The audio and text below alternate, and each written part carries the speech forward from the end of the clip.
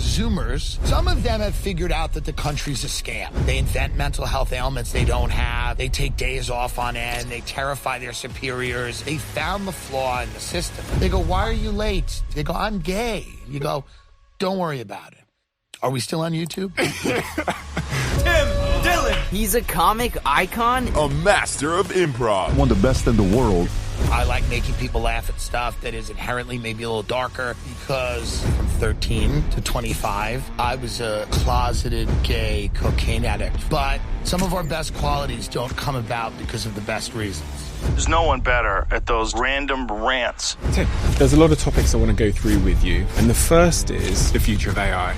We've bred some of the least interesting people on the planet. Influencers. These generic barcodes with feet, those people don't need to exist. They need to be replaced by an AI version of that. What's your assessment of different generations? Well, we've given up on the children. They're being raised by algorithms. The boomers, they're the funniest generation because to be funny, you kind of have to just not care. And there's no generation of people that have cared less about the future of this planet, about their children. And then the millennials were this very shitty generation of like, want to constantly be patted on the back and told how great they are. I believe the right things. I tweeted the right thing. I am good. I know that's unpopular maybe to say, but I'll just keep going.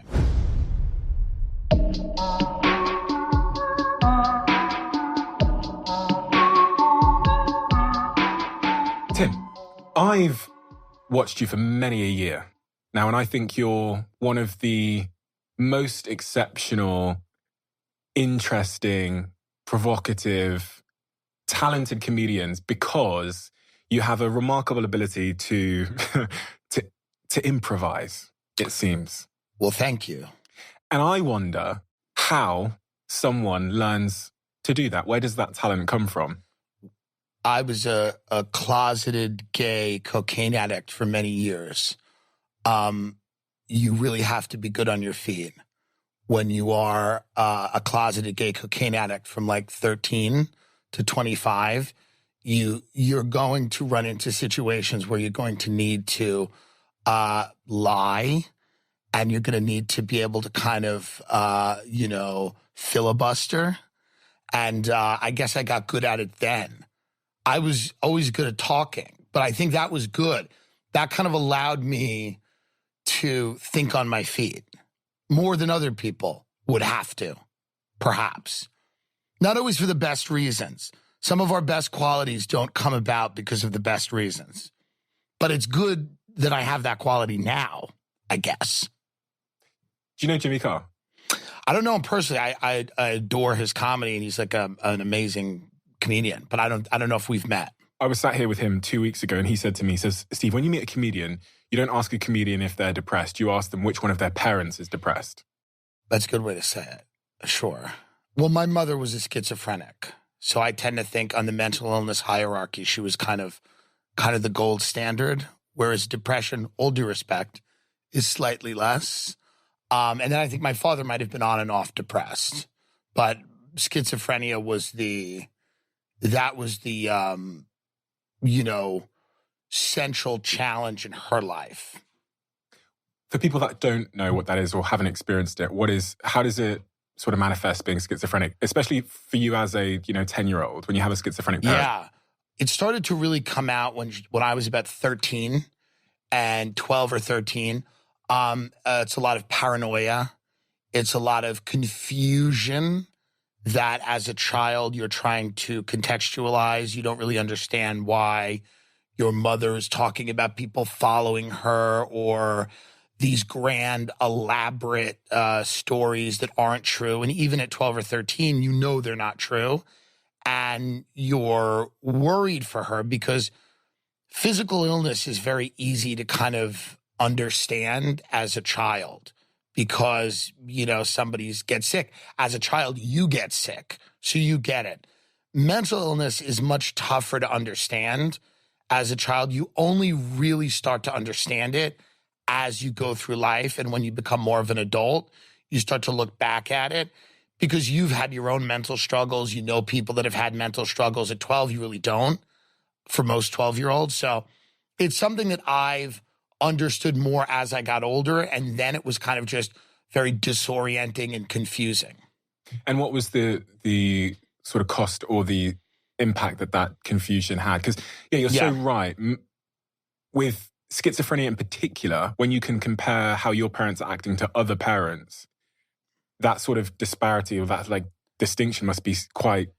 It's jarring. Yeah. It's jarring. When you're young and you are at somebody else's house and you see the way their mother is talking and you see the way that the family interacts, and in your house when that is different. And my mother was a very fun person, very eccentric, a free spirit her whole entire life. She had been. It wasn't hellish to grow up with her. I loved her and she loved me a lot. But around my early teen years, it became apparent that something was wrong. I think I was in the car one day, and I remember she said, there are people that are following us, but don't worry, they're protecting me. And I found that to be so crazy, like doubly crazy, right? Not only did she believe that there were people following her, but that they were doing it to protect her. I thought that was so crazy.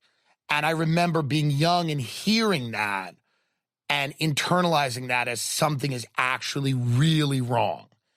And I remember thinking about it and telling a friend of mine, like, I think my mother, is crazy, and I don't know, and that got progressively worse as I got older.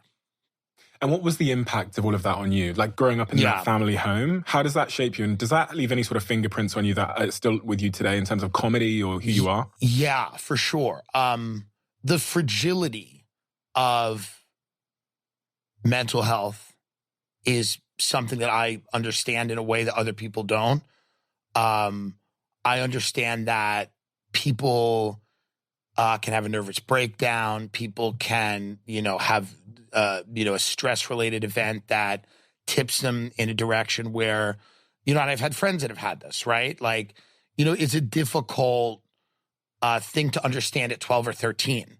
But that was a huge impact on me growing up. Was basically your world is rocked a little bit when someone is suffering from a mental health issue. You feel less secure, less safe. You kind of feel like something is coming that isn't good. Schizophrenia is a degenerative disorder. There is no real cure. There are medications that can make the effects less apparent for periods of time. Those medications have really bad physical side effects. So watching my mother go through a lot of like physical side effects from those medications, rocking back and forth, right? Muscle twitches and things like that was also very tough to watch as I got older and she was medicated with some very strong drugs to try to mitigate the schizophrenia. It's very tough. It's akin to a loved one getting a physical ailment. It's very similar to that in the sense that, you are saying goodbye in a way to someone, little by little. And your father, your parents divorced around this time as well. Yeah. And that sort of confounds things, I imagine. Yes, I believe that was an event that probably was, I believe she was always a schizophrenic. There was always an underlying predilection for that. I mean, from speaking to doctors, this is what I believe. I believe that the divorce, the stress, but she initiated the divorce. I think there was a catalyst for her to feel perhaps vulnerable or she, I think a lot of stress brought on kind of the symptoms because there were always indications. She was kind of a wild person, right? She would go out and collect these Disney toy sets at McDonald's. She would collect Beanie Babies. She would pick up junk on the street and say, we're going to fix it up and refurbish it. And these are antiques and everything. There was a lot of compulsive, obsessive kind of behavior. Some of the behavior now, a little conspiratorial. I do a joke now that where I talk about it, I go, the people that are saying the things that my mother said for years are now in Congress. So, had we known about YouTube, we could have thrown her on there. She would have made a good living. Really, she would have done well. She was a personable woman. But yeah, I mean, that was tough because he was out of the house. She was there and she was struggling. And because I'm from an Irish Catholic family, nobody talked about it. And people would use words like eccentric or she's fun. It'd be like, Patty's fun. Nobody would really go, wow, I think she's got a real problem. And you're sort of 13 years old, so you're going through all of the, the stuff 13-year-olds go through, figuring out life. You got any siblings? No. Okay. It's just me. Okay. Just me. That's... all the fun for me. Yeah. Just one. It was just me. Do you think you were parented from that point onwards? Really? No. I kind of grew up, and it's the generation to a degree as well. I think I'm more of an extreme case because my mother cared about me and she wanted, she hated drugs and alcohol. She hated cigarettes. She hated all these things that if, she would, find a thing, she would go nuts and scream. She was never like a permissive person. She did not encourage any of my behavior. She always wanted me to succeed, and she was always very, critical of my behavior. So there was that sense. There was parenting in that sense where it wasn't a free-for-all, right?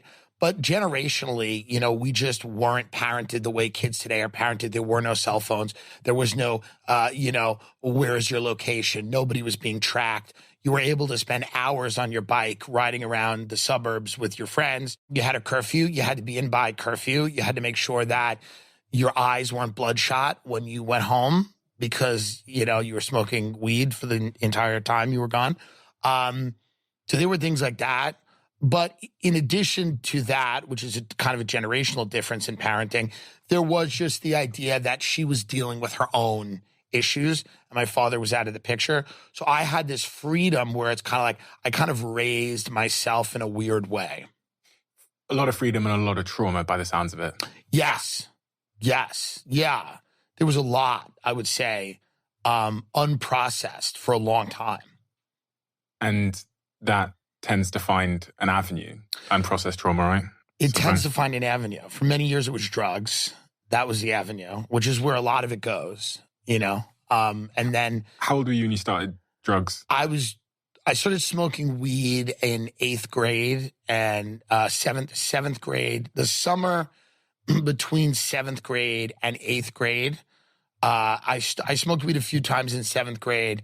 And the summer between 7th and 8th grade, we really ramped it up. We really, I was friends with a girl in my town who was fun. She was a lesbian who rollerbladed everywhere, which I thought was an interesting archetype, and I still do. And she always was smoking weed while she rollerbladed. I thought it was a very cool, she was kind of a goth lesbian who smoked weed and just kind of very London, to be honest. And she would just kind of rollerblade places high all the time. And I just became friends with her. And I said, this seems like a good way to live. And I just, started smoking weed with her. And then very quickly, within a year that, we were doing blow and acid. I dropped acid on stage at my 8th grade graduation, with her and another buddy of mine. We, dropped tabs of acid. We were doing ecstasy. We were doing lines of Special K. It was a good time, this was obviously a response to everything I just talked about. But, drugs are a lot of fun. They have a lot of negatives. But that period of my life was a lot of fun and terrible. But, that's why I haven't done any drugs or had a drink in 14 years. So I'm not advising it. It's not a course of action I advise. But looking back at it, there were certainly good times. I know that's unpopular maybe to say. I don't think that, it wasn't all terrible is my point. But don't do it. But you know what I mean? But I wouldn't have traded those moments for anything. But it's not a good thing to do. I would have rather be like a hot surfer or have gotten into sports or something. What about, were you comedic at that age? Probably. Yeah, I was always kind of a goofball. So were people telling you at that age that you were funny? Yes. I would like to make people laugh. I, would imitate, we had a teacher who died. She was a smoker and she died of lung cancer and she had a voice like this and I would imitate her in the back of class. And I would be like, I'm here and I'm in hell now. And because of you, things like that. And we would, it was always kind of like, we'd drive around Long Island, we'd smoke marijuana in cars, and I would point at big houses. That's kind of a lot of what we did. We'd drive around like rich areas because no one was ever home. No one's ever home in these rich areas, by the way. It's a real, that's just something your audience can take with them. Rich people they're never home. So we would just smoke pot and, drive around, and then I would just try to be funny. And sometimes I would be funny, and sometimes I guess I would be annoying. But I was always trying to be funny. What was the age range of drug usage? And was there a rock bottom? I was going to say a peak, but it actually goes the other way when we talk about drugs, doesn't it? Yes. So the rock bottom was I was 25. I owned a house that I had bought with a subprime mortgage in a town called Baldwin, New York. And I was an alcoholic. I had not come out of the closet. I had not done any kind of stand-up comedy. I was working at a mortgage bank in Long Island several years after the mortgage industry had completely collapsed. There was really nothing to do. It was an incredibly depressing place. I worked next to a guy who was kind of losing his mind. He was losing his house, but he was ordering koi fish for a pond. He wanted to have a nice koi pond, and he would spend the majority of the day. His wife would call and scream at him, "We have nothing. We're going to die." And he would always just call people, and he'd go, what size are the fish? And how many of the fish can I get? So everybody was kind of losing their mind at that point in this particular very bleak office, kind of industrial park in Long Island. And I was just sitting there trying to be a billionaire in real estate, I guess. And I was hanging out with my friend's father, who's passed away, but he was a really fun guy. He was such a fun guy. I was in 2 boating accidents with him. That's how fun he was. Most people tap out after 1 boating accident. I was in 2 boating accidents with this man. He had 3 DWIs and a BWI. A BWI is boating while intoxicated. It's incredibly difficult to get a boating while intoxicated. It's an actual accomplishment. He was a fun guy. He never had a job his whole life. He sold drugs. And his wife worked, and I was friends with his son. I went to high school with his son, but this guy was so much fun. We adored him. There was one time me and my friend were sitting at a bar. It was an outdoor bar in Long Island, that kind of dumb tiki bar vibe. And his father came up to us. It was me and my friend and a few girls that we were friends with. And he said, I want you guys, I'm going to buy all your drinks. And we said, okay, thanks. And then he walked to the bartender. He pointed at us. He pointed at himself. The bartender, thumbs up. We gave him the thumbs up. We said, okay. We never got the drinks. We forgot. About an hour later, we got a tab that was like $2,500. We go, what the hell's going on? And the bartender said, you agreed to pay that man's tab. He pointed at you. You said thumbs up. He's been drinking here for 2 days. He has no money. That's the type of guy he was, right? He was just a fun guy. I mean, so we would go out on Long Island from bar to bar in his little boat. He had like this little cigarette boat, like a real little, and we'd go from bar to bar to bar. And one time, I was 24 years old. We were going really fast. It was late at night, and we just ran up on like a marsh, and we were both thrown out of the boat. And I literally came to in like a nest of egrets, that bird, those big white birds and I was just in the middle of it. And I felt to myself, I said, my life is kind of out of control. That was the rock bottom. That was kind of where I said to myself, I said, you know what this is? I could have been paralyzed. I could have been killed.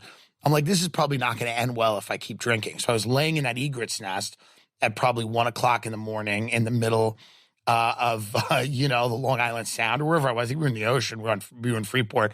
And I was just basically going like, this is a real problem. So then I went to AA. I was like, this is probably time to like fix this. So you made the decision to go to AA? Yeah. I'm trying to figure out how you get from that egret's nest to that first AA session. Because it doesn't seem like one just wakes up the next day and goes, okay, I'm going to go to AA. Well, it wasn't the next day, but I woke up, and what basically happened was I was around a lot of really end stage alcoholics, meaning like these people had drank their entire lives. I was hanging at this bar called Lisa's Lounge, which was a bar in Long Island. It was in the town I lived in. And up the block from the house that was foreclosed was this bar. I could walk to it. It was named, I kid you not, after a woman who died in a drunk driving accident. Her father had named the bar after her. She had died. She was hit by a drunk driver, and he named a bar after her. And people would, her picture was on it's just unreal. This is true. Her picture was on the wall of the bar, and people would toast her, Talisa, and everybody would get drunk. It was a great community of people, and it was a lot of drugs and alcohol and people that had, nowhere to go. Like the owner told me once, he goes, as people doing coke at the pool table, he goes, I opened this bar. I swear to God, he said this, because I opened this bar because I really wanted people that didn't have a place to go to have somewhere to go on Christmas. And then he just did a line of cocaine. And I said, well, that's a nice thing. At 24 years old, I thought that was a great thing. And I was just like hanging out in this old man bar. This was not a fun bar. This is not where you'd go to get laid. This was not a club. This was the end, late stage alcoholism. After decades, people found themselves here. And it was so close to my house, I went there. And that was a weight. Every night when I went to bed, I looked at their lives and I said, I'm young, but this is where I'm going. This is where I'm heading. I had that example kind of right in front of me, and that together with my friend's father, together with that accident, started to basically, I said, I've got to make a choice now or this is where I'm going, which seemed a little bit worse than death. Sitting there in a bar every night, being afraid of who I was, being afraid of trying something in life that I loved, trying to make something of myself, sitting in that bar, drinking my life away, felt like a huge failure. I didn't want to fail. So that's why I stopped. There was still something in you. There was still some kind of desire or fight in you, which isn't always there for some people who are in sort of that late stage addiction. There was some reason to persist, right?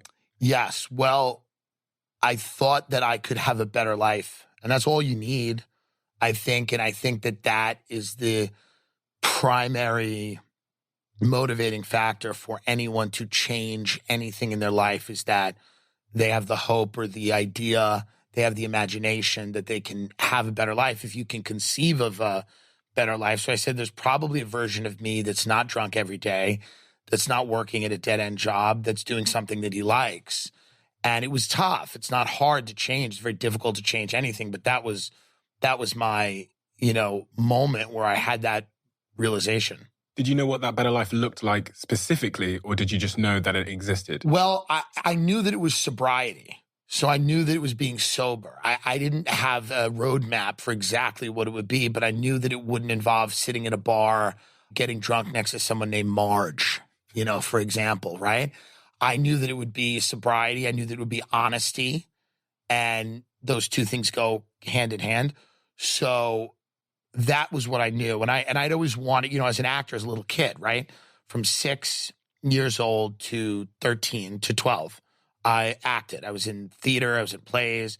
I was in Sesame Street, on the show Sesame Street a few times. I toured around the country in 6th grade with my mother right before the divorce, right before the onset of her symptoms, with a Broadway show, Annie, Get Your Gun. I was an actor. I liked performing. I enjoyed that life. I had given up to do drugs when I was like 13. But then when I sobered up around 25, about exactly 25, I went to a stand-up comedy open mic. And that was the thing that kind of pivoted the direction of my life. So does this all happen around the same time, the AA meeting, Yes. the first stand-up comedy? Yes. The AA thing in particular, was that difficult for you? Because I kind of understand the 12-step program, and there's some quite challenging elements of that. 100%. I was also around this time a juror on a murder trial. This is something that I shouldn't leave out because this really did impact me as well. There was a murder trial in Long Island that was pretty well known. I was unknown to me at the time I was selected, but a guy had murdered the mother of his children, and he was an informant for the police, and they had failed to follow up on many orders of protection that this woman had against him because he was providing them information. They subsequently, after the verdict, settled an $8 million lawsuit with her family, paid her $8 million. So this was like a pretty big case. It involved police, malfeasance and things like that.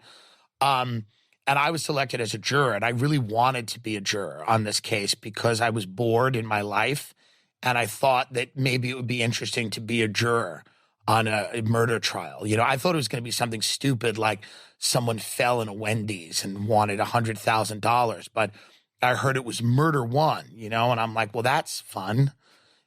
You sit there every day, and every day it's just mortality is the theme of every single day.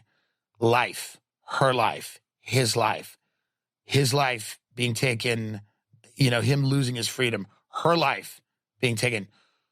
And that really kind of impacted me too, because I was going to bars every night, drinking after that, thinking about life and going, I'm on a really bad course and I got to change. And AA was tough. It was difficult because it's hard to be vulnerable. Like as a comedian, you hide behind the jokes and the bits and things like that. But in that room, you can't do that. So that is difficult. The God thing was difficult. The higher power, I had to come to that in a different way. There are challenges. Being honest was a big challenge. I was like, God, they're like, you have to be honest. And I'm like, okay, I can stop drinking. I can stop using drugs. I don't know if I could be honest. That seems insane. Look at the world we live in. Why would anyone be honest? That doesn't seem to get you anywhere. And they were like, yeah, but if you become a liar and you're a compulsive liar, you will go back to drinking and drugs. That's the way it works. So that was the toughest thing for me. And you had to forgive yourself. You have to forgive yourself. You have to forgive other people. You have to make an inventory of people you've wronged. You have to go to those people and say, I apologize for what I've done, for taking money from your drawer and using it on drugs, for lying to you, for making you worry about me. These are all important things, and you have to do it. And it's really hard to do, but it's important to get over that hump. That first stand-up gig that you do. Yeah. How did you get on? It was an open mic, and it was at a coffee shop in Long Island in a place called Merrick. Yeah. It was sort of 25 years old, 25 at the time. I was 25, and it was also a tattoo shop. So you would hear like tattoo needles if you weren't doing well, it would zzz. And it would just be guys having their girlfriends like tattoos like changed because they were no longer in the relationship. So they were making them into missiles and like patriotic things or 9/11 remembrances, whatever the case may be. And occasionally they would chuckle. And then there was a few like local people that liked comedy that would come to the coffee house. But it was kind of an everybody gets on thing. So that's the beginning of comedy. It's like everyone gets on. It's an open mic. You just go and you're on. And it went well? It went as well as it could have gone for the first time. I got some laughs. Certain things didn't hit. But I felt confident and I felt like I belonged and I felt like I was doing the right thing. And I, for the first time in my life, was like, I felt kind of certain that I would keep doing this. There was a certainty. And for the majority of my life, I wasn't certain of anything. I was kind of trying different identities out, trying things out, seeing what would work. And then this was like, okay, I'm good at this. I can get better at it. And I like it enough to work hard at it. Comedy's an interesting time, it appears, as someone that's not at all involved in comedy at all, because you have these these two forces almost colliding more so than I've really ever seen in my lifetime, which is good and evil. No, I'm kidding. No, but it's like correctness and comedy. Yeah. Are at war, it seems. Sure. Well. And even correctness has now made its way onto the stage of comedy. Yeah. I think that there is always going to be taboo subjects. There's always going to be things that are harder to make funny than other things. there's always going to be a line. As George Carlin said, your job is to find out where the line is, cross it, you know? You got to get good at stuff to make people laugh at stuff. I like making people laugh at stuff that is inherently maybe a little darker because of the way I grew up. But I got to make sure those jokes are funny enough so that people will laugh at them. And then there's some people that will never laugh at them. There's some people that don't understand comedy. They take it very literally. They don't like it. They like to be bothered by it. They get angry about it. They're unhappy about it. Someone's making someone laugh somewhere and they're angry. I don't know what to do with those people. I don't know how much we can pay attention to those people. I know many of them write articles and, the monologue on television about that they're upset about something. I just don't know how much attention we've paid. We've paid a lot of attention to them over the last 4 years. I think people are a bit exhausted by it. I think people are a bit over it. I think there are people in society that they're allowed to have their reactions to anything you do. You're allowed to hate me, find something I've said offensive, disagree with me. You can write about it, talk about it, whatever you want to do. It's really kind of not my business. And there's only so much attention that I can pay to it. I think that's kind of the way comedians have to look at this stuff. They go like, hey man, we're making jokes. We're having fun. You have the right to be very angry about it and be upset about it. But I mean, again, that's a little crazy in my estimation to be that upset by comedians that have no real power. The thing about comedians, we don't have it. Now people say, well, you have cultural power, soft power, whatever. That's sure. But we don't have the type of power that CEOs of large companies do. Our job is not to, move a conversation forward. Our job is not to, our job is to be funny. Now, if we do some other things, if we happen to shed light on something that's good, if we move a conversation forward, if we illustrate a truth, that's a great thing and it's secondary. Our primary job is to be funny. And that's being wrong. That's being stupid. That's being short-sighted. It might be even being bigoted. If it's funny, we're not in the job of being right. We're not in the job of being correct. There are people whose jobs are they have to be right. A surgeon has to be right. They can't just wing it. We are in the job of being funny. So if you confuse those things, which a lot of people out there do, that's where you get this tension, But again, I'm a clown. I perform at comedy clubs and theaters. I do a podcast. If I say something you don't like, it's really, really an infinitesimal chance that anything I say is really going to have the gravity and weight that these people think it does. You want to be looking at other people that have more power. Direct that energy somewhere else. You say direct that energy somewhere else, but I watched that video of you getting very irate because Rogan, he gets canceled and you don't. And you say some pretty amazing... Yes, to try to get canceled, yes. Yeah. You seem uncancelable in many respects. Well, no. I'm not uncancelable. I'm a goofball. I wear crazy glasses. I'm a comedian. I say things that probably are intelligent. And sometimes people will look at me and go, that's a good take. A lot of the things I say are completely absurd. And I don't even know which is which when I say it. Because I do 2 hours of broadcasting. I've done it for 8 years. And I don't know what I'm going to say until I sit down and I talk. And some of the things I say that are absurd start intelligently. And some of the things I say that are intelligent maybe start absurdly. And that's the fun of it to me. If I knew what I was going to say or if I had an agenda, if I wanted to say a certain thing, I would get very bored very quickly. But I just try to look at stuff and go, what do I think? What do I think? I'm being told this. What's my reaction, And that's kind of like what I try to do. But yeah, I think I'm goofy. And if people are mad at me, they look stupid sometimes because of how over the top I am about certain things and how wild. And again, a lot of it I think is funny, right? So Joe has a different podcast. He has a podcast where sometimes it's funny, but he has very serious people on. He's the biggest podcast, I think, in the world. I think you guys are maybe the second. Right? You're up there. I have no idea. You have no idea. Okay. Clever. But, he's hugely successful and he, does all these really amazing interviews where he researches and he reads books and he's smart and he's talking to somebody. And I'm like shooting from the hip. I'm just going off the top of my head. And like halfway through a story, I'll go, oh no. And I'll just go the other way on it because I'll realize sometimes I'll read the third paragraph. I'll be dismissing the whole thing. And then when I get to the third paragraph, I go, oh, this is a problem. So it is. And that's what I think makes it funny. Joe Rogan. Yeah. Going on his show, you described that as being really pivotal for you in your career. Yeah. He's the most generous person that I've met with his audience, with his fan base. All he wants is other people to succeed. He brings on comedians. He brings on writers. He brings on journalists. He helps them promote whatever they're doing. He has this huge fan base. He shares it with people. So I'm very lucky that he's had me on a show a bunch of times.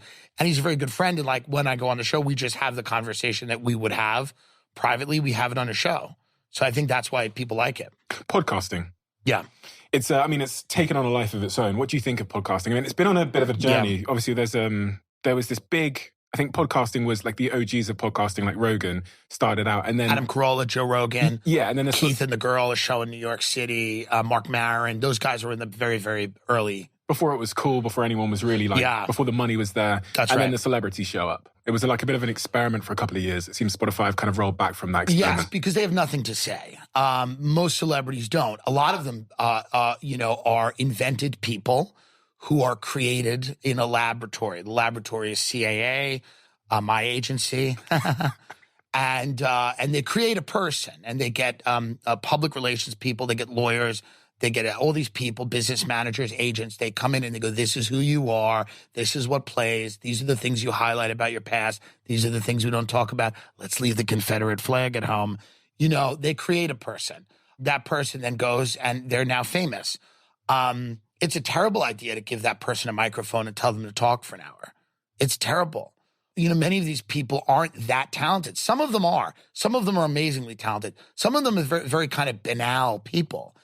People tend to think of Hollywood as this place where it's all satanic pedophiles eating children. Now, undoubtedly, some of that is true, but a lot of it is just very banal, boring people that have been created by these corporations that when you realize how boring they are and then you look at how much money they have and where they live, that's what will drive you nuts. You'll go, oh my God.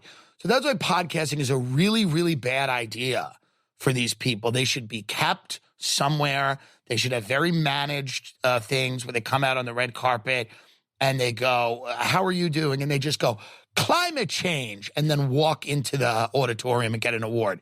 They should be allowed to speak 2 to 3 words at once, and they should know what those words are beforehand. It is a terrible idea to give someone, again, these people that all of their interactions are with other famous people. All of their thoughts are filtered through a prism of corporate lawyers before they can say anything. This is not what podcasting is in my estimation.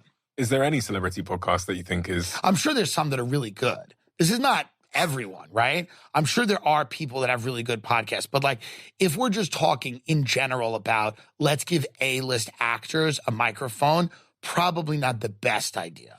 It's just probably not the best idea, What's your Because I know they gave Meghan Markle money. They gave a lot of people money there at Spotify. And, and so I don't know but then they came out and said, we made a mistake. We shouldn't have given these people money. Do you think you should have gotten the money instead? Of course. I absolutely believe that. But, I can't compel them to give me the money. I can't compel them. I can't get a member of the royal family to marry me. And I would have stayed in that castle, no matter what was said. But I can't have that happen. So I can't, Oprah doesn't interview me. So I have enough money. But sure, I think it's podcasting to me. The fun of podcasting is being unfiltered, free, and just having fun. What's your assessment of these sort of different generations? We have these Gen Zs, millennials, and we have the boomers. What's your read on these? Well, we've given up on the children. The future is not the children. The children are no longer the future. The future is AI. The future is robotics. We're very clear on that. We don't even talk about the children anymore. We talk mainly about AI. No one's even said anything about the children in months, years, really.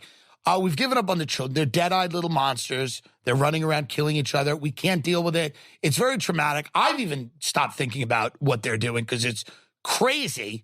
I'm more excited about AI than the children, just like anyone else. Who's reviving the economy of San Francisco? The children? No, AI. So AI is next. We don't know what we're going to do with the children. Build prisons. That's what I say for children. They're crazy. They're being raised by algorithms. They're all on fentanyl. They're all on drugs. We're all running around trying to kill each other and record it.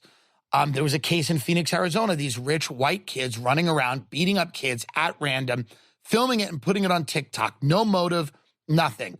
Just for clout, just for things. Psych. And they killed a kid. And finally, now because they're all white, of course, the cops didn't do anything for a year. And they were like, wow, just a couple of kids having fun killing the other kids.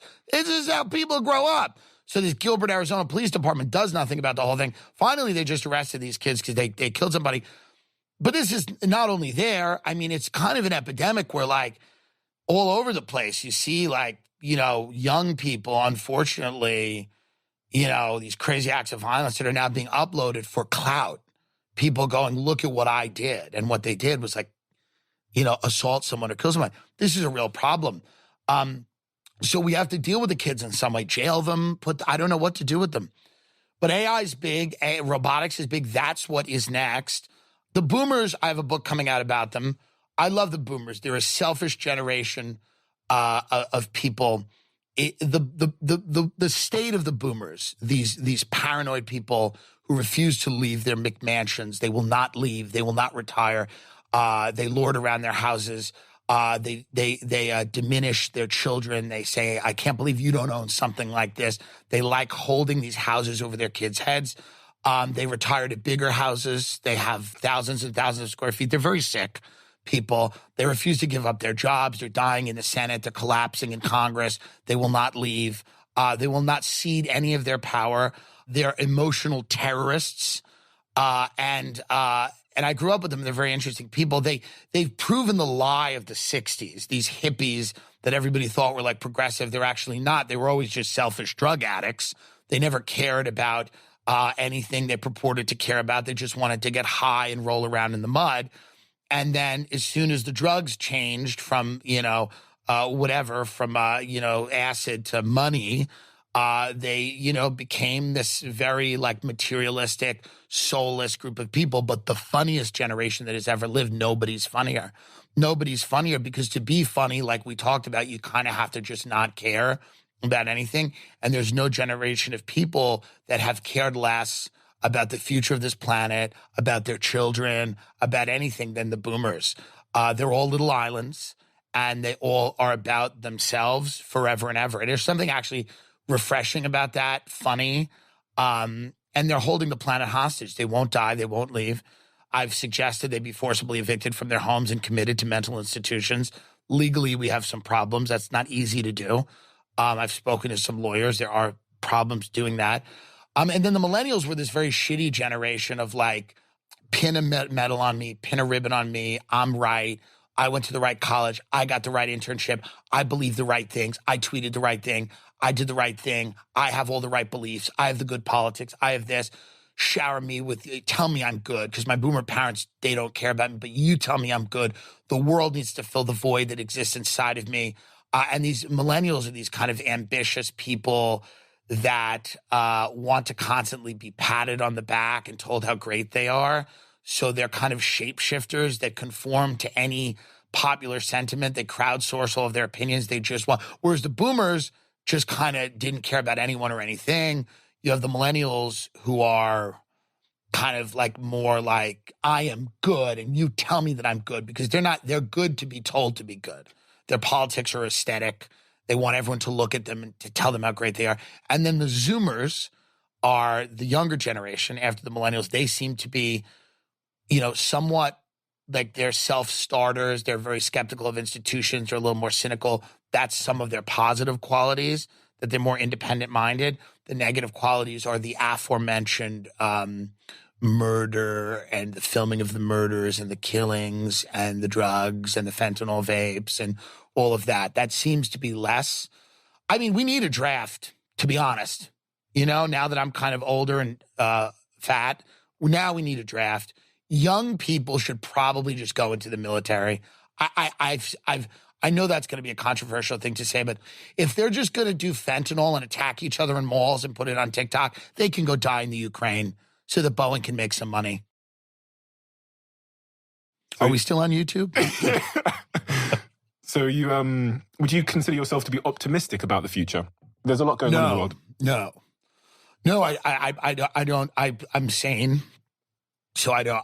I think there's good things happening, but I mean, optimistic about the future overall. I don't know. That's tough to be, maybe, right? I mean, you've got elections coming up this year as well here in the US, which is we all know elections solve everything. We all know that's where the real power lies, the elections. No, yeah. When you're talking about refusing to relinquish control and power, the boomer generation, I was thinking a lot about Biden there. Sure. Because it seems like your presidents are getting older and older and refusing to... Yeah, I mean, Biden seems to be a bit old. Trump's old. You know, Biden seems to be in a stage of mental decline, though. He was really good at the State of the Union. They gave him something. They shot him up with something, which is great. We have no new talent in the country. Nobody wants to be a politician anymore unless they're psychotic. You need young people that care about the country and that want to change it. And what you're getting now more and more is, you know, all of the interesting people in our country are, and the people that are ambitious and the people that have talent, they don't want to be in politics. They want to be somewhere else. It's more fun to go to Miami and trade Bitcoin on a yacht. You know what I mean? They just don't want to be in politics. They don't want to do it. So you end up with these octogenarian, drooling, somewhat, like dementia-ridden, elderly people who are incapable of even understanding what's happening because they don't even know what it is. They barely know what TikTok is. TikTok is something their grandchild shows them, you know, at some party they're having in Maine. They're sitting on a hill in Maine eating lobsters falling out of their mouth. They go, look, Grandpa, look at the TikTok. And, go, ah. And then they have to then go into Congress and hash this out. No, so I mean, the problem really is we just don't have young people that care enough about the country because the press is going to rip their lives apart, right? There's so much more money elsewhere.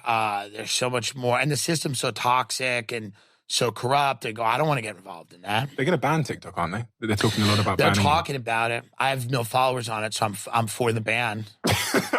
You know, for completely personal reasons, I'm for the ban. And I also think I don't know. I don't know anything about it. I just know that people are making a lot of money on it. And so if I say I'm for the ban, people get angry with me. It's not a good cultural force. But what is? Do you have goals? In terms of your comedy and your career more generally, do you have like stated goals? Yeah, I have things I want to do. I have, the boomer thing. I want to do a show about boomers. I've always wanted to. The book is going to be a large part of that. I want to do either a movie or a show. There's something. I find it very funny the way I grew up. My friends' families, their parents were very funny people. And I want to do something that kind of immortalizes that because they are about to leave. They are about to go.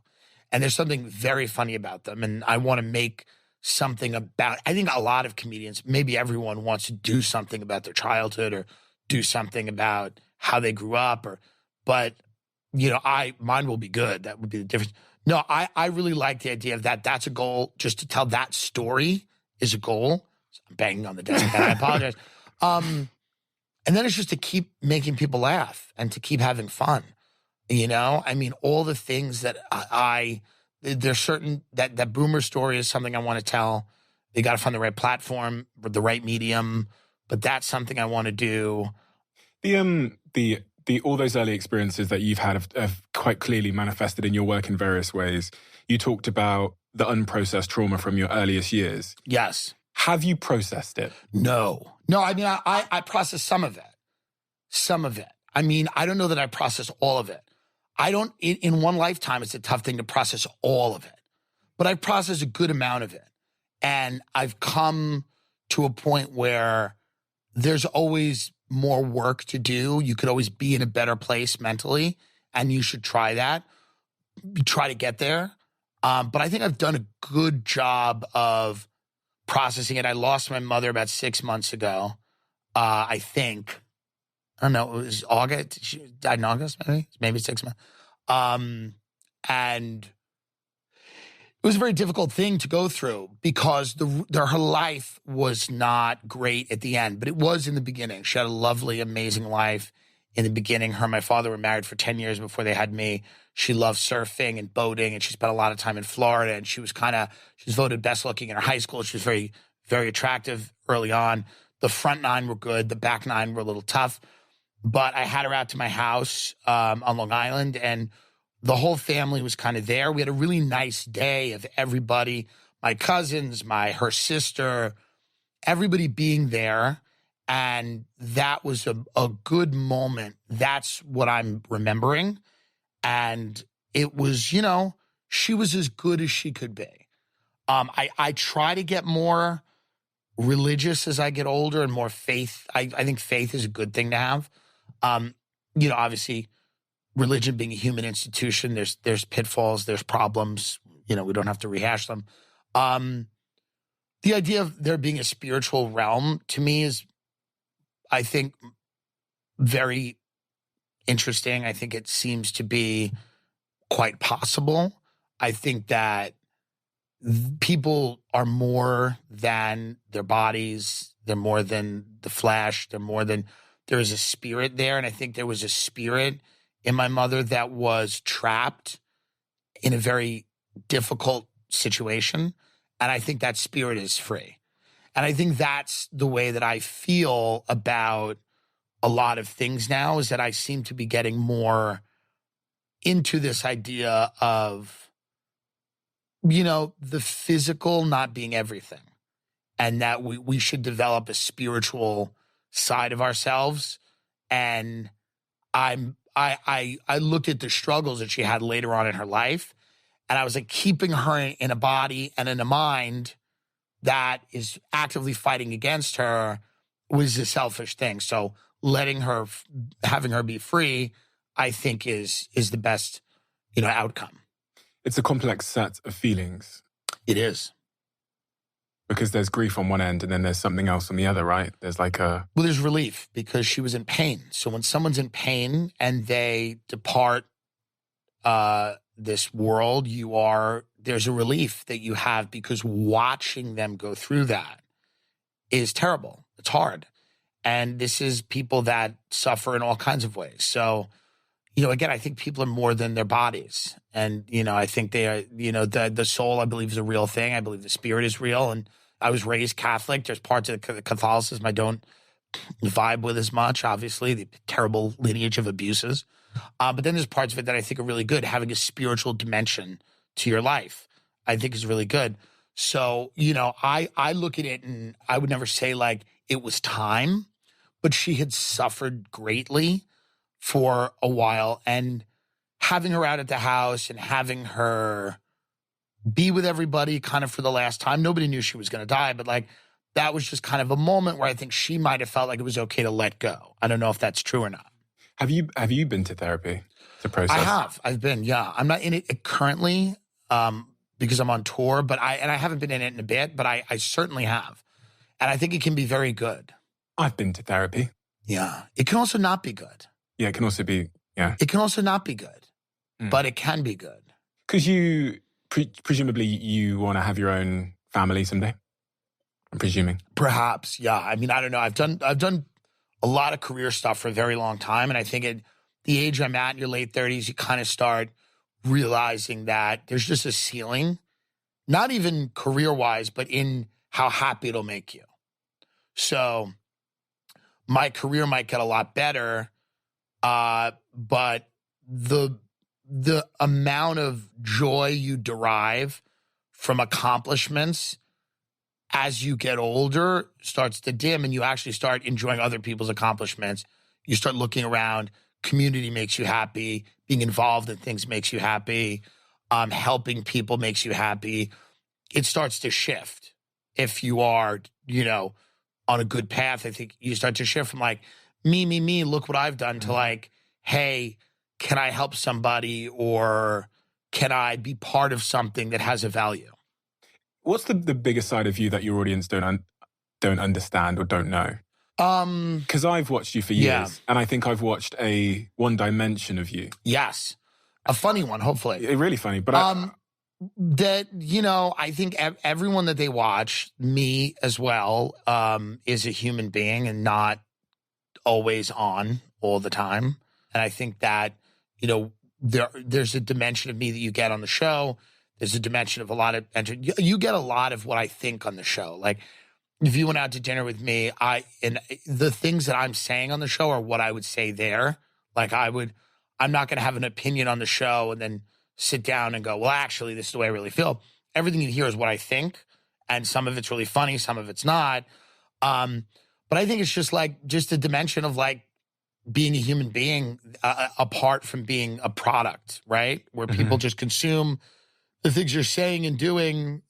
A lot of people probably didn't know a lot of this. Some of them did because I'm pretty open about it. But I think that a lot of people just see one side of you where here's a guy who makes everything funny or tries to make everything funny. But then there are a lot of things too where, I have interest in art and comedy. I have interest in or not, my career, I have interest in or not. And I like to, talk about the spirituality stuff. That's probably something that I don't talk about. Maybe I'll bring it up. It's like an aside. But there are interests that I have that are varied, but for whatever reason, I'm like, it's not funny or it doesn't fit the show that I'm doing. So there's a show and then there's a person, right? That's not me. That's every entertainer everywhere. Your show at the Royal Albert Hall, that's coming up. It's in a couple of days' time. Yeah. One of the things that I'm always shocked by with you, and you've said it earlier, is that when you do your podcast or when you do these sort of long form bits, it appears that you're basically freestyling. Yeah. What's going through your head? Like, I've always wondered. Yeah. If you're sat on Rogan or if you're sat on your podcast and, your producer pulls up some article. Right. Do you just kind of trust? Yes. That you're fine? It's what I used to do when I was a drunk. I would sit at a bar and talk, and now I just do that without alcohol. Like, I like looking at things and trying to figure out what's going on and trying to make them funny. And that's the value and the service that I provide is like, here's a landscape of stories and articles and things. And what the hell's going on? And let's see if we can make it funny. And let's see if we can understand it on a deeper level, because there's the press has all these agendas about like what they want you to believe all over the place. Left wing, right wing, whatever, centrist, corporate. Just buy things, whatever it is. And what I like to do is look at them and go, well, maybe there's a dimension here that's more human that I can flesh out because I'm looking at it. I don't have an agenda. I don't care either way. I'm not sponsored by the person in this article. I don't have an alliance or an allegiance to anything. I'm looking at it and going like, what's the funniest take? And how does this, how does this explain something larger that's going on? That's interesting to me. That's fun to me. I like doing that. So I think it's been successful because I enjoy it. You came out as gay at roughly sort of 25 years old during that period of your time, during that period of your life. Very late by today's standards. Most people statistically today come out at the age of 2.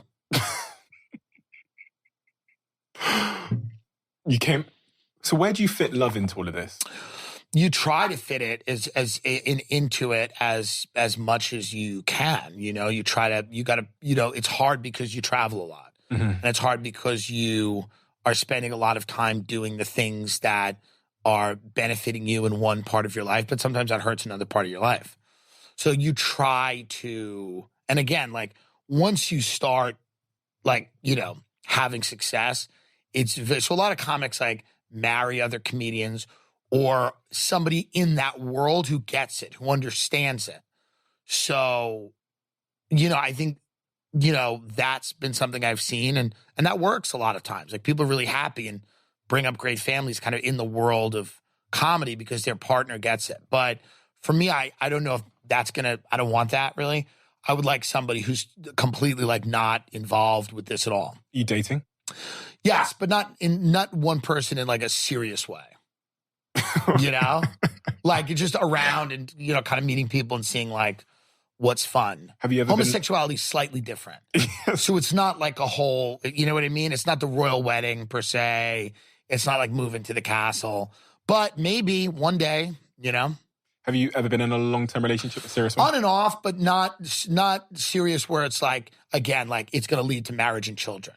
There is kind of that difference where like, you know, not that gay people can't get married and have kids. They can and have and blah, blah, blah. We know that. But I personally have not been in a relationship where it was like, this is where it's going. And I think a lot of it is because I was just so hyper-focused on like trying to figure out a way to do this really hard thing, which was like be a comedian.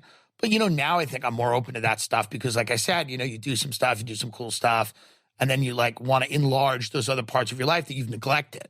I was the same for most of my life, but I actually think when I look back, I just had, I think the first model of what love is you learn from observing your parents. Yeah, Yeah, but you're right. You know, and then you go, okay, this is love. Okay, so this man, this woman, how they interact. And then you grow up and you go, that never leaves your brain. And you think, is that what I want? That's right. That's right. That's right. Yeah, it is. It is not, but you're right. And a lot of it is an excuse when I go, oh, it's all the career. That's me being kind of a selfish person that I needed to be selfish to figure out a way to like get to where I wanted to go. But, you know, I could have made more time, but I didn't, right? So it's like, you know, you battle a lot in life with like the things you want, the things you think you want. You know, it's kind of, you want the thing, you want the nice stuff, you want the nice cars, you want the nice things. But then you realize that the things you really like are the things that you feel drawn to. And you feel drawn to obviously making people laugh, but you also feel drawn to being, you know, in a situation where you're being appreciated, loved, and, you know, taken care of. What do you love about yourself? My ability to do it and keep doing it.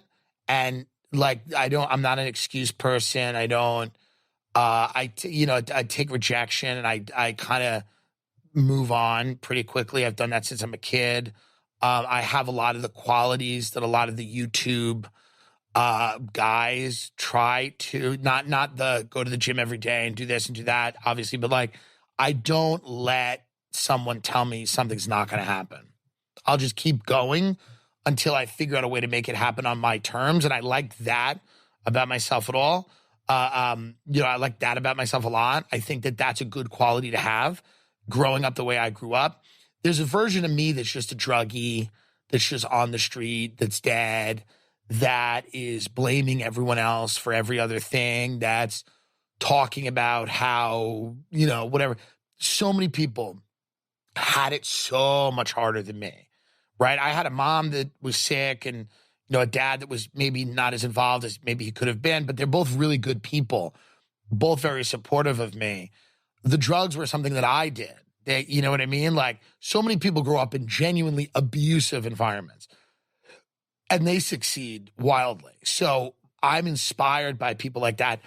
So I'm not trying to say like it's woe is me or anything, but like I did come from an environment and I do have that thing in me. We all do, where I could just offload everything and say, hey, I didn't get what I wanted. It wasn't a perfect scenario. I'm going to use drugs for the rest of my life. I'm going to mismanage my money. I'm going to go broke. I'm going to, you know, blame everybody else. I could have been that guy. I was that guy for many years, and I know who that guy is. I'm happy I was able to get rid of that. That doesn't mean the guy that I am now is a perfect person. Not at all. There's a whole host of other problems you have once you get rid of that guy. But I'm glad I got rid of that guy. And what are you working on now over there? I mean, everything. Eating better, sleeping better, spending more time with people, going on dates and listening to actually what people say, you know, even if they're terribly uninteresting, as most of them are, right? But you have to, you know, bless them. You have to, God bless them. They're children of God. You have to just kind of listen. And you majored in marketing. So, you know, but all that stuff, and I'm kidding, but like all of the stuff that human beings have to do, their mental, physical health, you know, the way they balance their lives. It's all, once you sober up, it's not like, wow, the journey's done. It's like, wow, the journey can actually begin and I can learn how to negotiate all this stuff as a human being. And you fail all the time across the board. But what you don't do is you don't start using drugs. You don't start drinking. You don't start becoming a pathological liar. You don't start doing the things that you used to do when you were out there, you know, being the worst version of yourself. coping mechanisms. Yeah. Mental health coping mechanisms. How is your mental health, and what are your new sort of mechanisms for managing mental health? Well, I think it's good. I'm a comedian, so it can't be great. If it was great, I wouldn't have became a comedian probably. I think talking to people, taking long walks, again, helping people, enlarging your life, your spiritual life, trying to be a better person is what everyone should do all the time. I think that's what I try to do. I try not to get too caught up in, the insanity of the world, of spending too much time online, looking at the internet too much, not being around real people, being in your head, obsessing about things you can't control. All of that, if you can find ways to not watch the murders on TikTok and go somewhere else and just sit on a beach or take a walk or do something, it's much better for your mental health than just watching this parade of insanity. It is fun to do. I do it sometimes. I have to do it as part of my show. But I think if you can get away from it, as I get older, I spend less time online. I grew up without it, and then it became your life. And now if you spend less time on it, I actually think you look at it as, this is something I do for my career. But then you actually have a real life. You can read a book and go somewhere. Like that to me has more value now than just scrolling and the endless. That to me is a recipe for unhappiness. We know it too. All these young kids, we know how bad it is. We know how bad the effects of a lot of this stuff are, and we will lie about it. And all these tech companies are like, there's no correlation between the mass suicide and my new app, which tells them how to do it. Like they have a new app, Suicider. They're like, that has nothing to do with it. It's like, just filters which you can kill yourself. They go, that has nothing to do with what's happening. It's for entertainment. The kids know it. So we know how bad this stuff is. We know how toxic it is. We're seeing it with young people now the way we've never seen it before. And, so I think that's another thing. Your mental health can be really dramatically improved if you have a human interaction. Elon obviously bought Twitter, and that seems to have kind of balanced the scales in terms of giving, one could call it free speech, but another outlet for people to just speak in a more uncensored, freer way. Without, Sure. Yeah. Are you happy that he bought? I think it was good. Yeah. I mean, listen, Twitter had become a really unfortunate example of censorship in American society. Twitter itself, as a thing is not a holistic thing. It never was. It was always this kind of battleground where people would just be crazy and, fight with each other and this, that, and the other thing. I don't know that it is. people say it's the town square. It might be. I don't know if it is. I think it's good that he bought it. I think it's good that people can say what they want to say. Again, I think that at the end of the day, it's like whatever Twitter is for people, if they really enjoy it or they like it, use it. There are times when I enjoy it and I use it. There's times when I just don't care as much and I'd rather put those thoughts on my show and develop them more. I think that's, where I'm at. Do you ever get bothered by feedback you get? Sure, everyone does. Everyone does. But I don't get a lot of, I've tried to limit feedback because feedback can work in two ways. You can also start doing something you think people will like and then end up destroying the beauty of what you do or what you enjoy.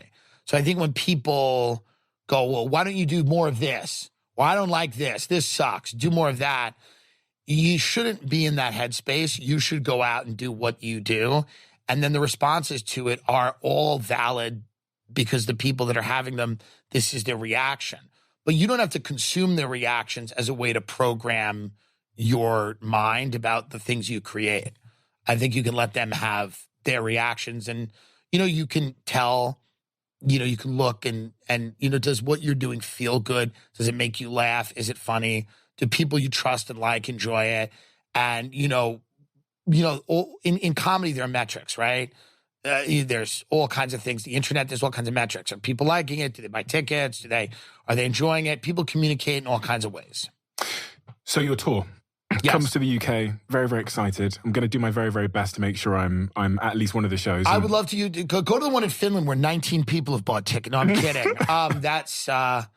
I love the finish. A woman sent me a message. She goes, it's not London and it's not the Hamptons. But she goes, it's what we have and I'll show it to you. And I was like, well, I like that. I like someone who's very grounded like that, who really knows what it is. But the Royal Albert Hall, that's the iconic venue, and I'm really happy to do it. And I'm so mad you're in Australia. We would have, I'm pretty sure I'm in Australia on that day, aren't I? Because when I saw you post on Twitter that you were coming to London, I sent it to my team within about a millisecond and said, oh my God, let's all get tickets. And then someone rebutted and said, you're in Australia at that time, but you're in Manchester and Liverpool as well. For the 7th of April, the Royal Albert Hall. What can one expect from that show? I think if you are into darker comedy, if you like, kind of, it's a lot of it's somewhat, topical to a degree. I look back at the year that we've kind of had, and, I talk about stories that have interested me in funny ways, obviously, and there are cultural trends in America and probably a lot of them in Britain that, we talk about all these things. A lot of the things that we've covered today, whether it's social media and its effect on children and mental health, all of these things are themes in the hour of comedy, right? And like people getting canceled for certain things, and homelessness I talk about because that's an epidemic in American cities, like drugs, everything. So a lot of what we've discussed today, it's funnier there. And you, hopefully. I think I heard you say you were thinking about potentially moving to London at one point. I'd love to own something in London. I like One Hyde Park, but it's very expensive. And the reason that I like it is because it's the most expensive residential real estate building in the world. No one really lives there, but you see these young Saudi kids drive their Bugattis and stuff. And every now and then one or two lights is on. And to me, it symbolizes the utter coldness and emptiness of having things. And I think there's a beauty to that. There's something very interesting about it. That whole city of London really interests me. And I don't mean the city of London. I mean that city of London, that city within a city, which most people don't know about. But there's a great article in Vanity Fair. Read it or don't. The point is, that whole area of Knightsbridge is very interesting to me. And One Hyde Park is interesting because the banality and the hollowness of extreme wealth really shocks. But we tend to, and listen, we know the rich are doing crazy things, right? The mega rich, they crazy, the yachts, to this, to that, the Epstein stuff, a lot of it not good, regrettable. We understand it. There's also an element I think people don't understand, and that's the banality, how boring, how passionless a lot of people are at that level of, and that's always made me. You would like to join the Knightsbridge crowd? To observe, they'll never let me in. That's the other thing I love about, I'm addicted to rejection, right? Since I'm 6, I've been auditioning and have no. So they'll never let me in. But it's just fun to kind of look at, and you don't even want to be in per se because it's not fun. That's the thing. It's not really that fun. But it is funny to me when I look at the secrecy and how, some of it really is really bad, and people are doing crazy things and they're overthrowing governments, and that's probably 10% of them. And then 90% of them, it's just they're fighting extreme, suffocating boredom. And the north of England's very different, as you've observed. Very spirited, lively, fun, interesting. I love it there. They like alcohol a little bit more. They have love fun. They have a lot of fun. I guess they probably heckle you more. Perhaps. Yeah. I mean, I haven't been in the north. This is my first time in the north. I've been to Glasgow, which is Scotland. I've been to Dublin.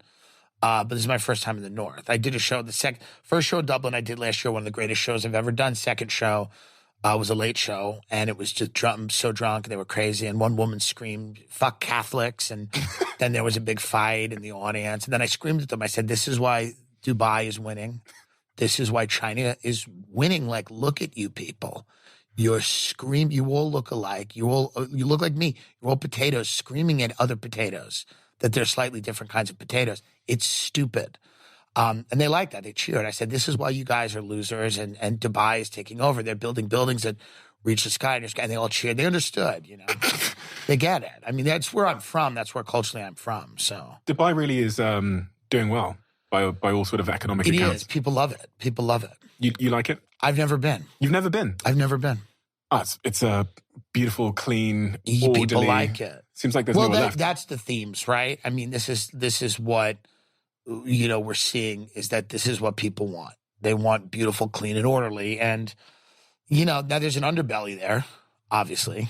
This is not ideal, right? But these are the things that America's struggling with right now. A lot of our cities are in disarray. Yeah, I mean, California is a good example of a city in disarray. I couldn't quite believe it because the image we all have of California as Brits is this beautiful, clean... No.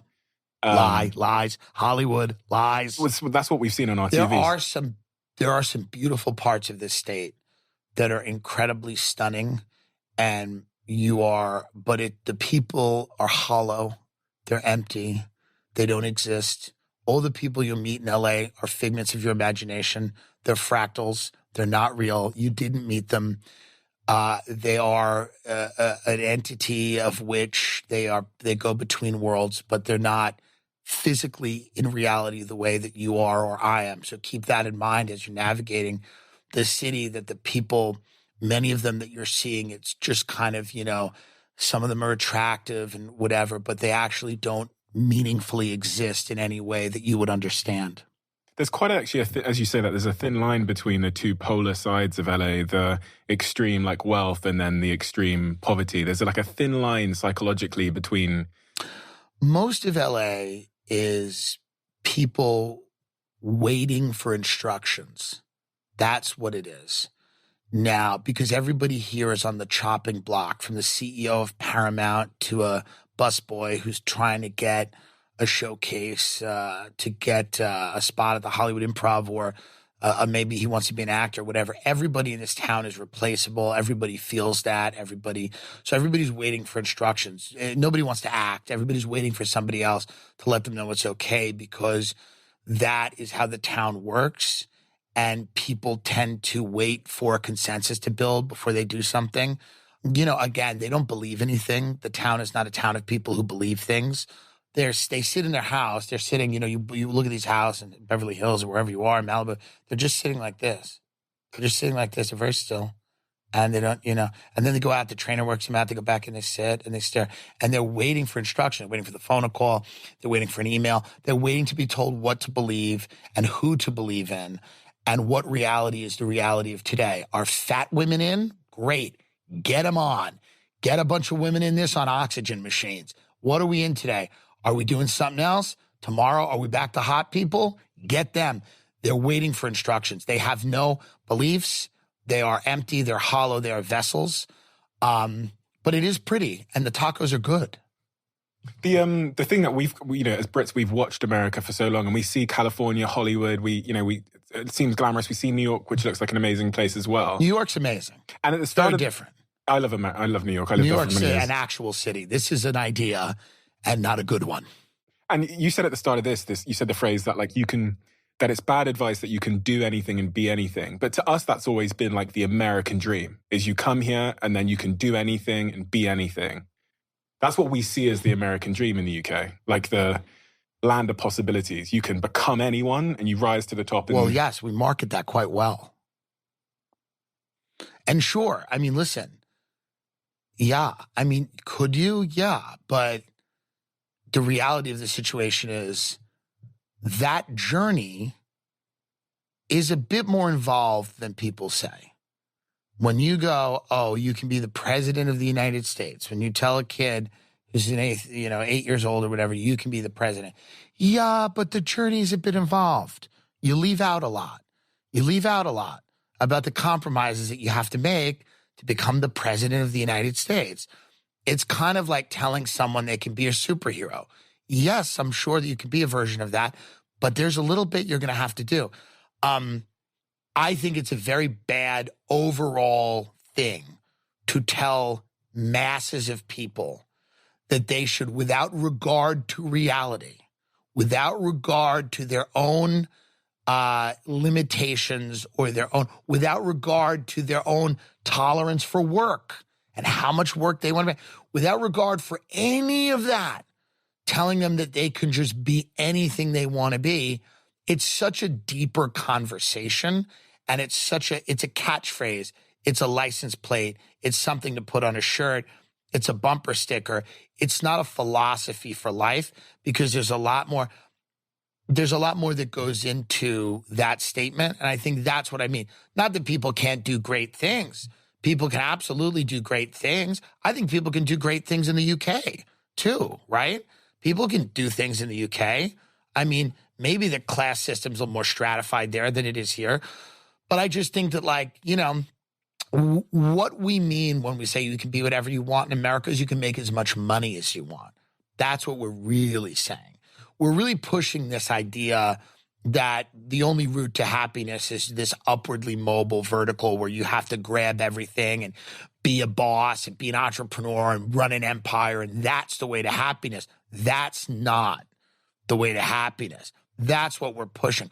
We're not telling everybody they can be anything they want to be so that we have a lot of challenges to, like, our ideas and stuff. We're not looking for that type of feedback. We just want people going out and working themselves to death. That's what we really want. When we say that you can be anything you want to be, the translation is work yourself to death. I'm going on my boat. But this younger generation aren't apparently working themselves to death. If you observe things like TikTok, where they're having like the mocha choca frappa lattes and doing the yoga and the working at the big tech company and quiet quitting. And some of them have figured out that the country's a scam. And here's the good news. They're not wrong. And when you figured out the country's a scam, you can approach it the way a con artist or a scammer would approach it, which is what a lot of them do. They invent mental health ailments they don't have.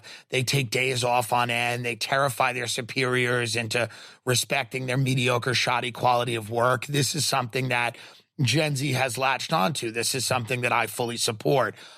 This is their way of rising through the ranks. They're taking advantage of people that they work with, you know, making them tolerate less and less work and work of a lower and lower quality because they've realized that a lot of this is bullshit. So they're like, why shouldn't I get in on it? And there's obviously the remote working now as well. That's a big thing post-pandemic, which is...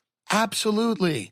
We've realized over the pandemic, I think a lot of people, that a lot of the things that we thought were guarantees aren't, and a lot of the things we tended to believe in fervently, we, at the very least right now, question.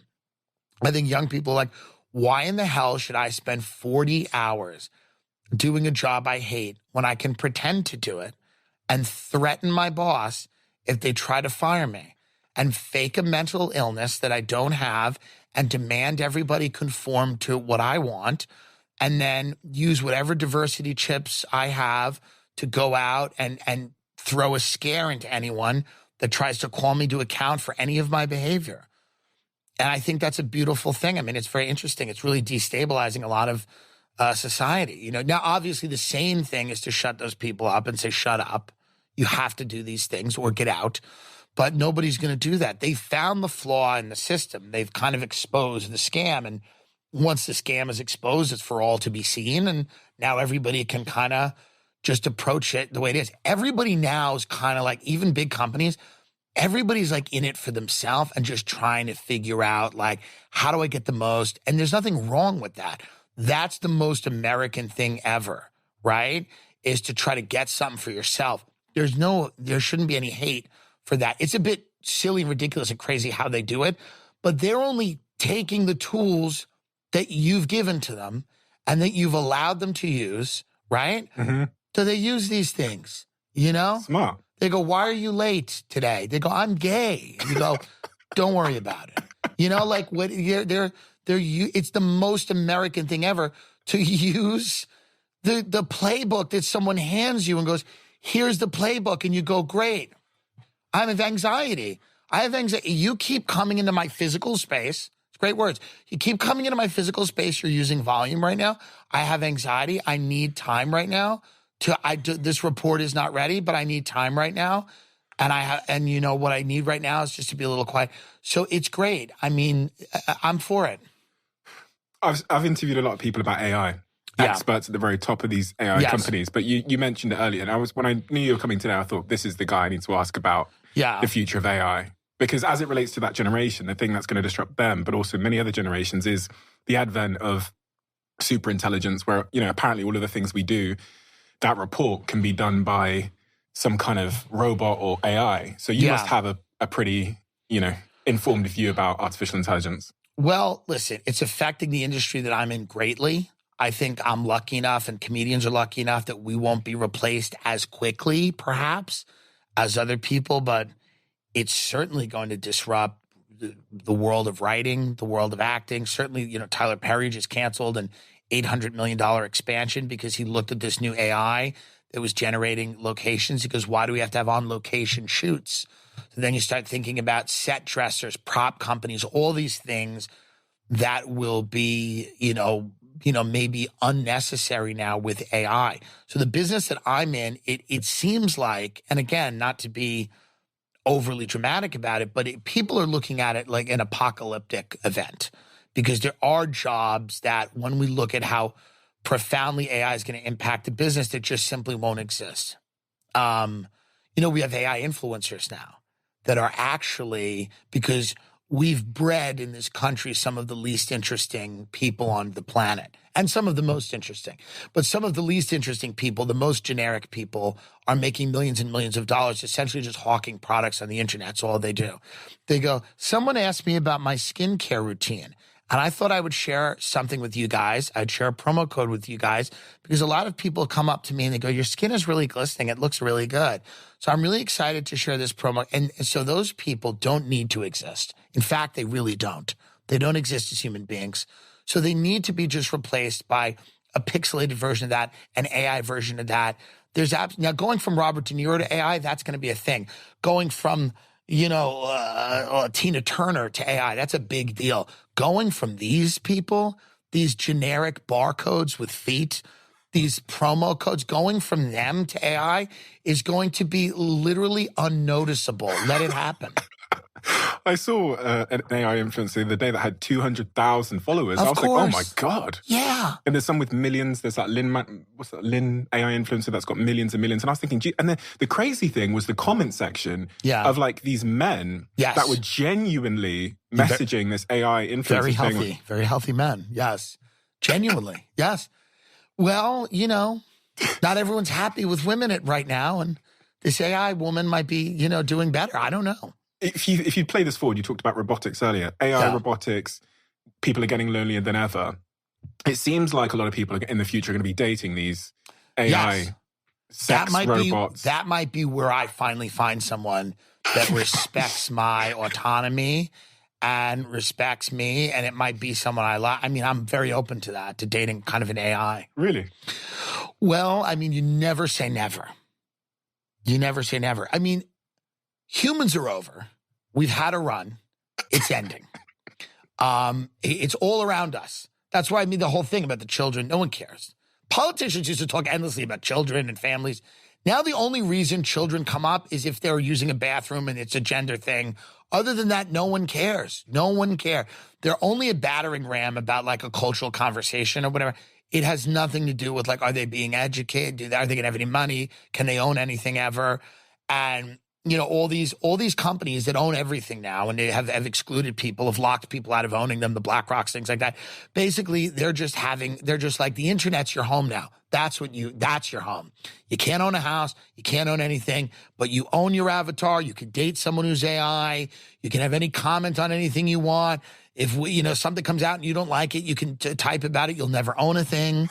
You'll never own a house. You'll never own a car. You'll never have any money. The best parts of the world will be colonized by the super rich. The rest will be ravaged by climate change. The good news is you can close the door to your little pod, talk to your AI influencer, and have an opinion, but it won't change anything, and it won't matter, because you'll be living in this world that we've created for you to feel like you have a purpose. But we've robbed you of all of the things that you could say that are yours. And everything that is yours, even your own thoughts, we now own. Even your locations are digital. The way where you park your memories are digital. We own all of that. We've taken everything from you. The physical dimension of your life, we've just completely removed it. We've let the cities you used to love get invaded with hordes of drug addicts, and you're scared to leave your home. And isn't that great? Because you don't really need to leave your home anyway. So after we've taken all of this from you, we're going to give you a nice AI influencer to date. So am I optimistic about the future? The answer is yes.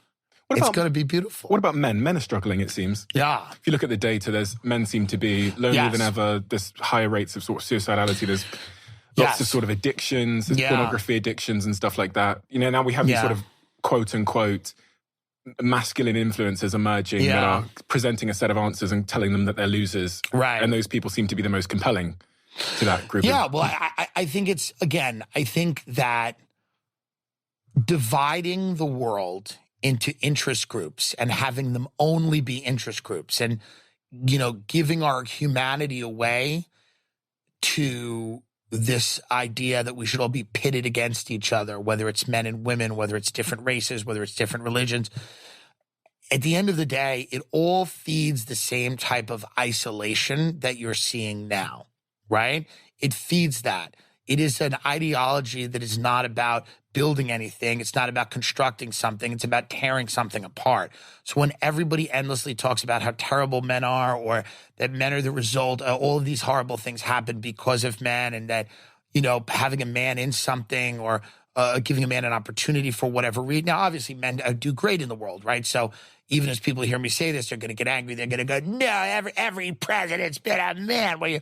But no, the reality is, hearing if you're a young guy, you're a young boy that goes to school and you hear that you're toxic and there's traits about you that are toxic and that you're contributing to a worldview that is unknowingly or that you're inherently racist or that you're inherently sexist, learning that and hearing that and feeling that and everything else I just talked about, this world that is harder and harder to stand out in. It's harder and harder to get something that feels like it's worthwhile. It's more difficult now to carve out a space for yourself, for everybody, But I think nobody wants to hear men talk about it.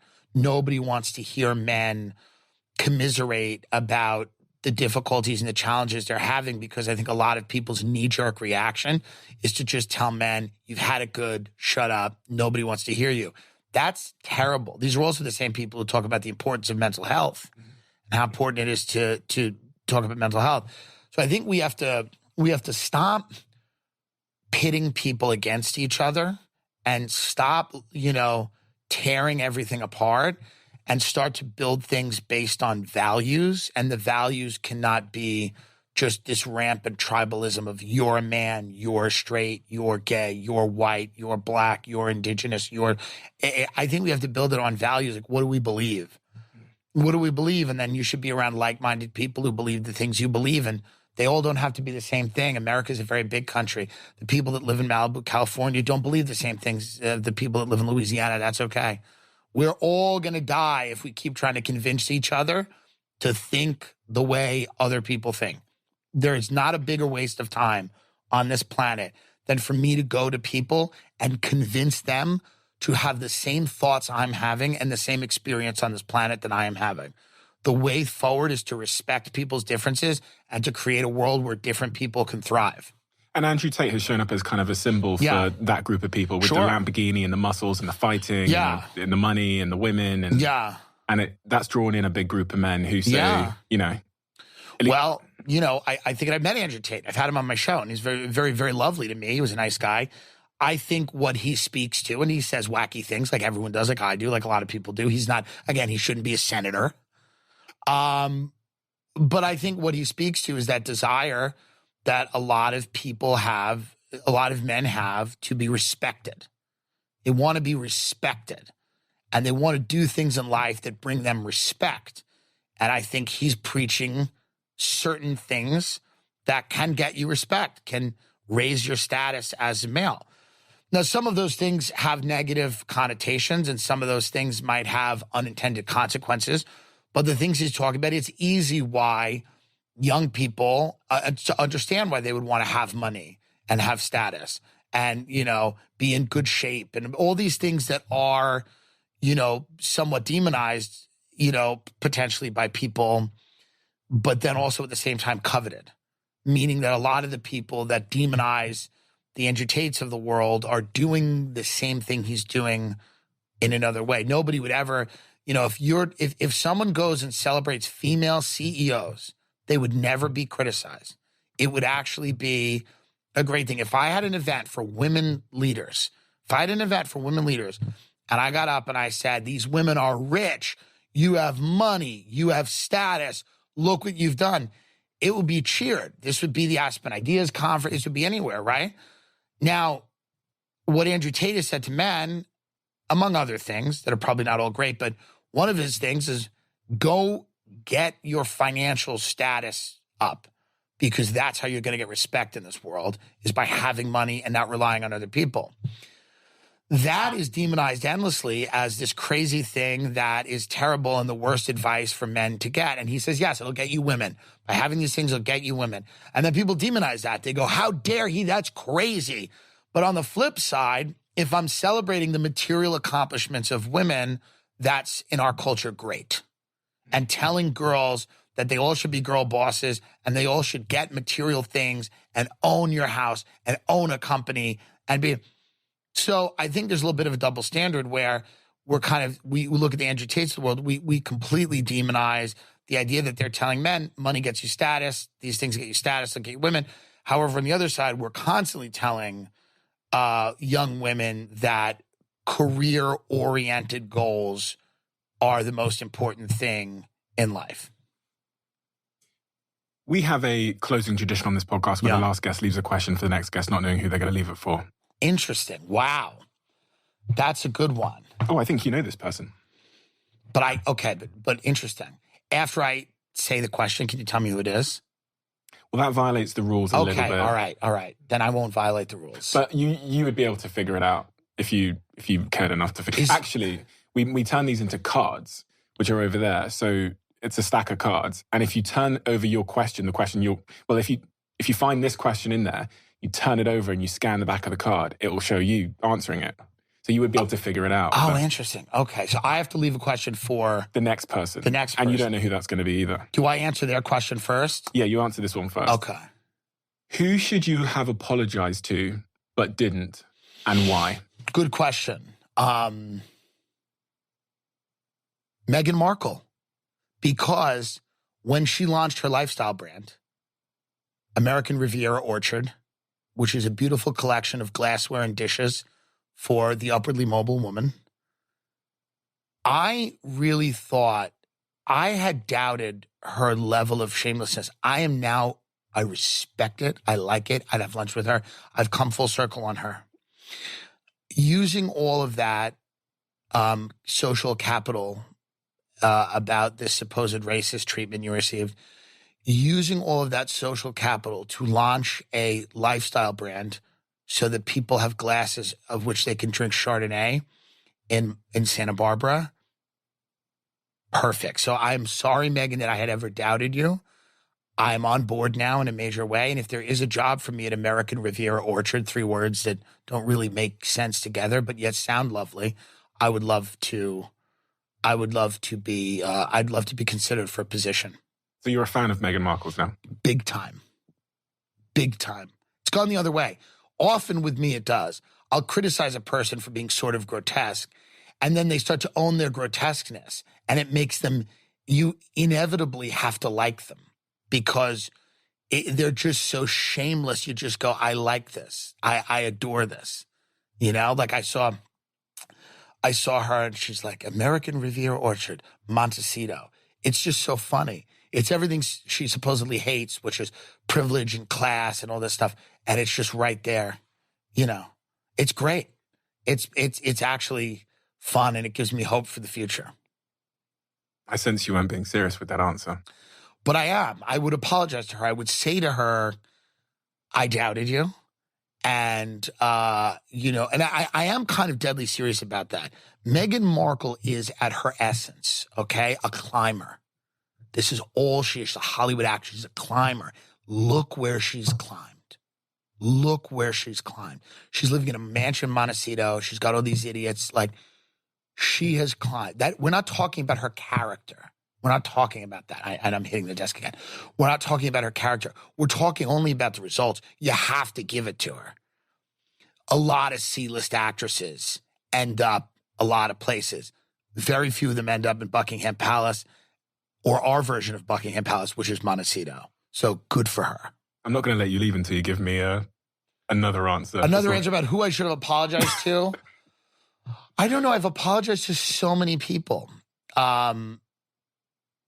I guess my grandmother who died, I should have been more apologetic about you know, when I was a druggie and when I was out there and how much she worried about me. I think people tend to not realize how much anxiety their behavior causes. Like, I didn't realize how me going out and staying out late and doing these things, she just spent a lot of time worrying about me.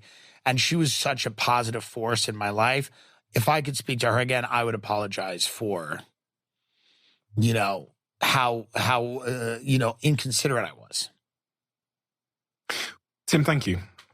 Thank you. Thank you so much. You know, you're potentially my favorite comedian. Oh, and I only say that because I've never seen you live, but I absolutely, you've given me so many moments of joy, laughter, amongst a life that's sometimes difficult. I'm not going to say I've got a very difficult life these days, but sometimes I struggle like everyone else. Of course. And in those moments, I actually found myself gravitating towards you because I think you represent the other side of my brain, which I'm not sort of publicly allowed to, you know, investigate as much. Because your humor is so unacceptable at times that it is so wonderful. Well, thank you so much. And it's rare in a world where people are increasingly scared. I always, it's funny, the amount of times I've played clips or videos of yours to all of my team here. Way before, you know, I knew we were sitting down together is incredible. And to hear that you're coming to London and you're going to be doing the show is very, very exciting. And I would recommend everybody, every single person, to go and get tickets to Tim Dillon's tour called American Royalty. It's the American Royalty Tour, and we're all over the UK, and Royal Albert's the penultimate, the great one, you know. But then there's also places like Finland and other places that you know, are of less importance to me and the world.